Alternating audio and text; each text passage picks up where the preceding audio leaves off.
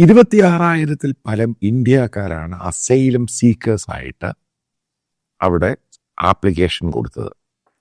ഈ ആപ്ലിക്കേഷൻ കൊടുത്ത അധികവും അവിടെ ടൂറായിട്ട് വരും, ടൂറിസ്റ്റ് വിസ, ആ വിസയിൽ വരുന്നവരും അതേപോലെ തന്നെ അവിടെ പഠിക്കാൻ പോയിട്ട് അതെല്ലാം നിങ്ങൾക്കറിയാം. ഇത് ഈ പഠിക്കാൻ പോകുന്ന എല്ലാം ഈ കേരളത്തിലെ ഇന്ത്യയിലെയും പല ഏജൻസികളും ഭയങ്കര വെട്ടിയിലാണ് നടക്കുന്നത്. അവിടെ പല രീതിയിലുള്ള പല വിസ ഉണ്ട്, അവിടെ പഠിക്കാൻ പോകുന്നു, അവിടെ ജോലി കിട്ടുമെന്നൊക്കെ പറഞ്ഞ് ഹ്യൂജ് എമൗണ്ടാണ് പല ഏജൻസികൾ. ഒരു വലിയ സ്കാമാണ് ഇന്ത്യയിൽ നടക്കുന്നത്. ഇതിനെ കൺട്രോൾ ചെയ്യാൻ ഗവൺമെന്റിനെ കൊണ്ട് സാധിക്കുന്നില്ല. അല്ലെങ്കിൽ ആലോചിച്ച് നോക്കുക, 26,000 പേര് അസൈലം സീക്കേഴ്സ്, അത് ഇന്ത്യക്കാർ മാത്രമാണ്, ഇന്ത്യക്കാരുടെ എണ്ണമാണ്. 26,000 പേര് അസൈലം സീക്കേഴ്സ് ആയിട്ട് കാനഡയിൽ ആപ്ലിക്കേഷൻ കൊടുത്തിട്ടുണ്ട്. ഇനി അടുത്ത സംഭവം, ഇത് വളരെ ശ്രദ്ധിക്കേണ്ടതാണ്.